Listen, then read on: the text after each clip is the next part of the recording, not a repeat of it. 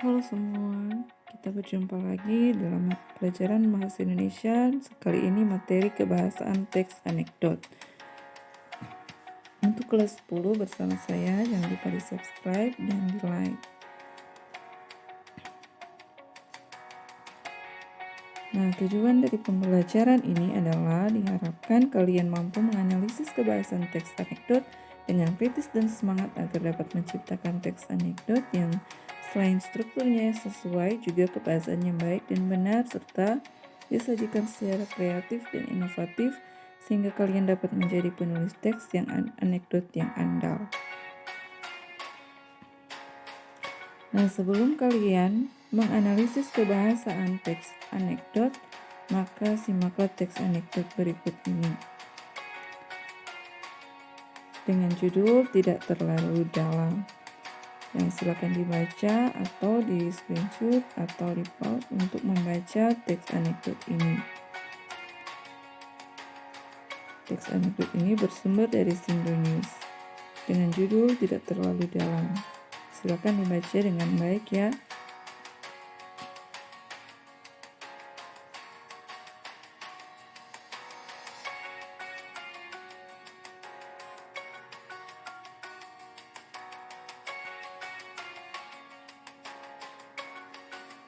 Nah, kita akan pelajari unsur kebahasaan teks anekdot. Yang pertama, kalimat langsung.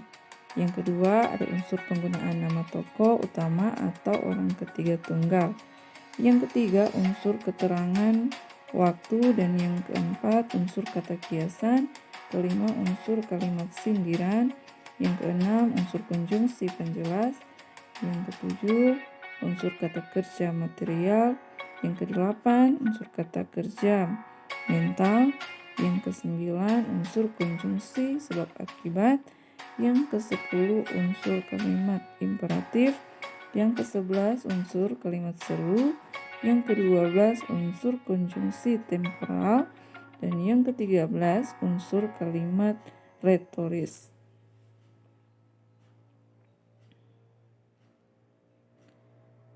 Oke ya, saat ini kita akan pelajari unsur yang pertama, yaitu kalimat langsung.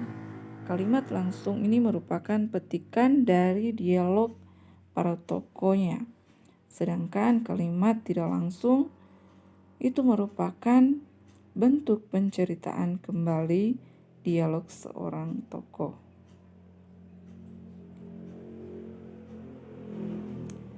Nah, contoh kalimat langsungnya adalah seperti berikut. Pertama, Nasruddin kemudian bertanya, "Tuan, apakah pantas Tuan Hakim mengambil gentong mentega itu sebagai ganti tanda tangan Tuan?" Yang kedua, Hakim tersenyum lebar. "Ah, kau jangan terlalu dalam memikirkannya." Ia mencuyul sedikit mentega dan mencicipinya. "Wah, enak benar mentega ini." Yang keempat, "Ya," jawab Nasruddin, "sesuai ucapan Tuan sendiri, jangan terlalu dalam." Nah, itu adalah contoh-contoh kalimat langsung.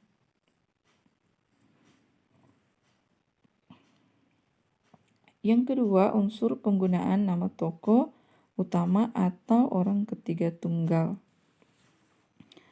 Nah, penggunaan ini dapat disebutkan secara langsung nama tokoh faktualnya seperti Gus Dur, atau tokoh yang disamarkan seperti hakim, presiden, jaksa, atau tokoh masyarakat lainnya. Contoh,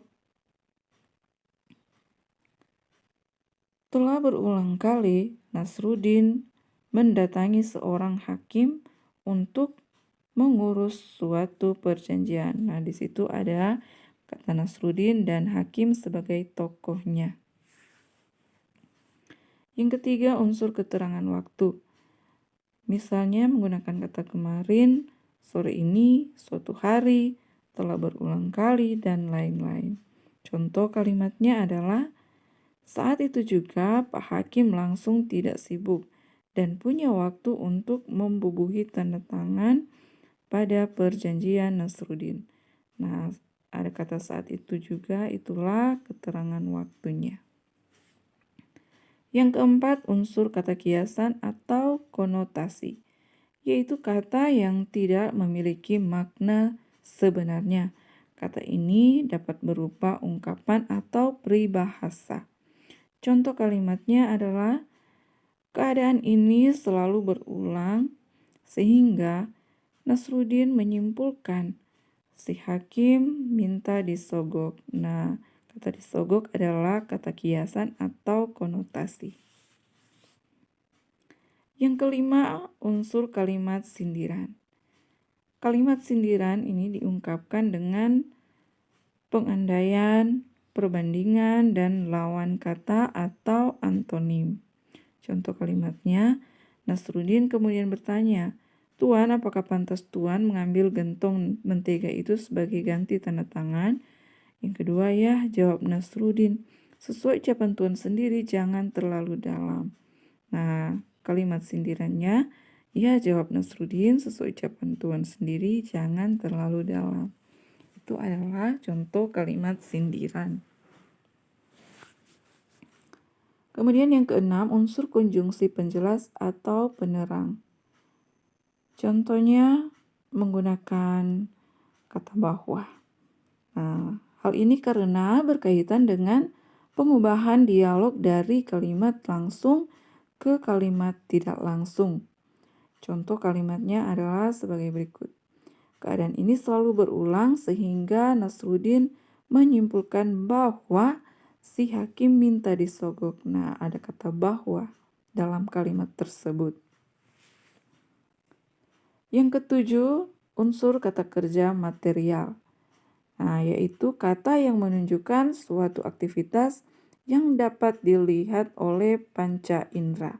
Contoh kalimatnya adalah sebagai berikut. Telah berulang kali Nasruddin mendatangi seorang hakim untuk mengurus suatu perjanjian. Atau contoh lain lagi, Nasruddin menyiapkan sebuah gentong. Dan ada beberapa contoh kalimat lainnya. Silakan dibaca. Yang kedelapan, yaitu unsur kata kerja mental. Kata yang menyatakan sesuatu yang dipikirkan atau dirasakan oleh seorang tokoh. Contoh kalimatnya, keadaan ini selalu berulang sehingga Nasruddin menyimpulkan bahwa si hakim minta disogok. Kedua, maka Nasruddin memutuskan untuk melemparkan keputusan ke si hakim sendiri. Nah, kata kerja mentalnya di situ adalah menyimpulkan dan memutuskan. Kemudian yang kesembilan, unsur konjungsi sebab akibat. Konjungsi sebab akibat ini merupakan kata penghubung yang menyatakan sebab akibat. Seperti kata demikian, oleh karena itu, maka, dan sehingga. Contoh kalimatnya, keadaan ini selalu berulang sehingga Nasruddin menyimpulkan si hakim minta disogok.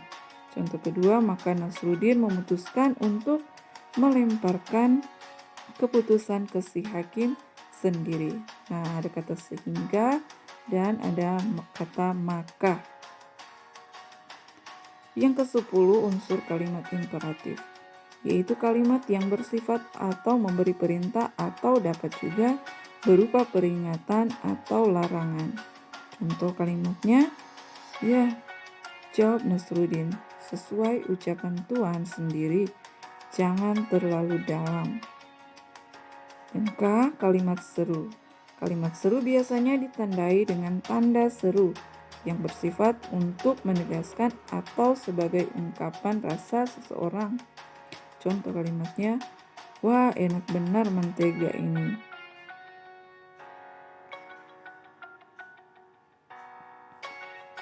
Kemudian yang ke-12, konjungsi temporal.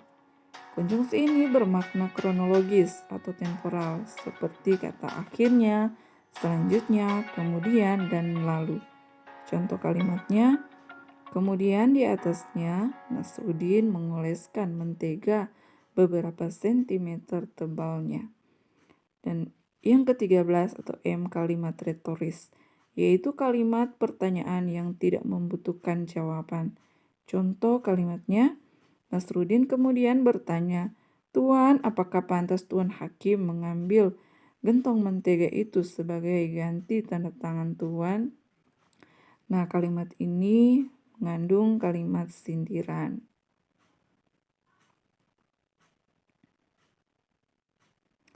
Oke, dengan demikian ya pembahasan kita tentang kebahasaan teks anekdot. Dan sampai jumpa lagi pada materi selanjutnya. Dan jangan lupa untuk di-like dan di-subscribe. Terima kasih, God bless you.